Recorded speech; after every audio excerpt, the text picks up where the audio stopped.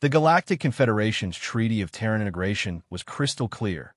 Article 7, subsection C explicitly forbade humans from constructing military vessels above Class 2 defensive platforms.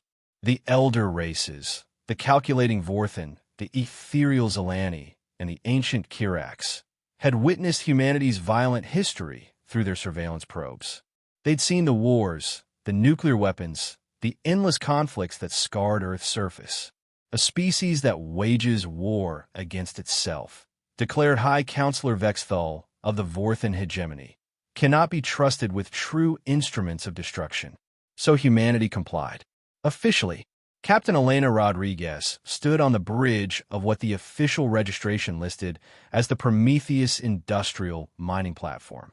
The massive vessel's hull bore the innocuous logos of Terran Deep Space Mining Consortium, its papers filed in quadruplicate with the appropriate Confederation bureaus. To any casual observer, it was exactly what it appeared to be, a kilometer-long asteroid processing ship, bristling with mining equipment and/or refineries. They weren't wrong, technically. The ship did mine asteroids. It did process, or it even had the required number of escape pods and safety equipment mandated by Confederation industrial codes. What the paperwork didn't mention were the mining lasers capable of cutting through battleship armor, the collection tubes that could launch projectiles at relativistic speeds, or the atmospheric processing units that happened to generate enough antimatter to power a small fleet. Status report, Commander Blake, Elena said, watching the tactical display with satisfaction. All systems green, Captain.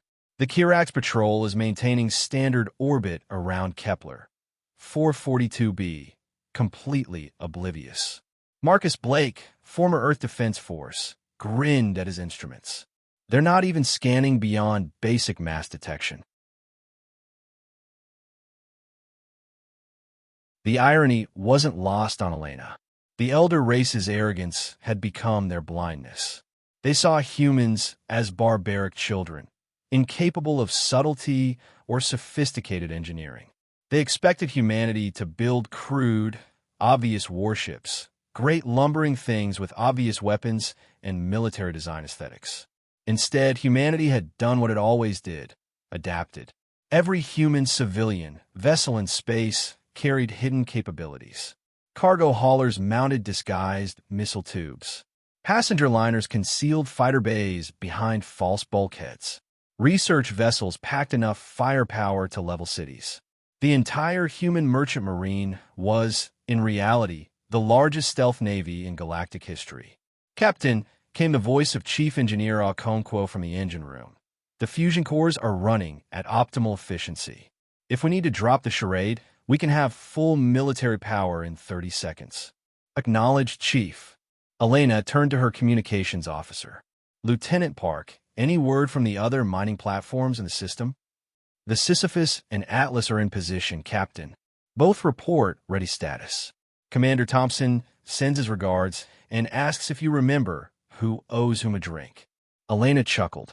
James Thompson had been her academy roommate back on Earth, before the Confederation arrival changed everything.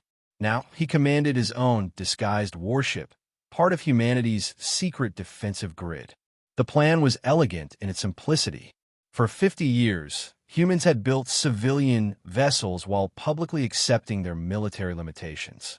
They'd smiled and nodded at Confederation oversight, all while constructing the most distributed and hidden fleet in galactic history.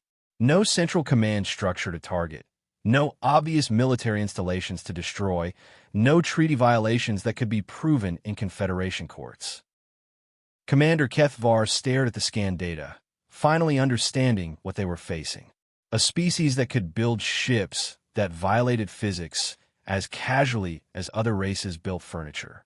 Beings who had apparently decided that the laws of nature were suggestions rather than absolute rules. Velnix, he said quietly, transmit our unconditional surrender to the human delegation. Immediately.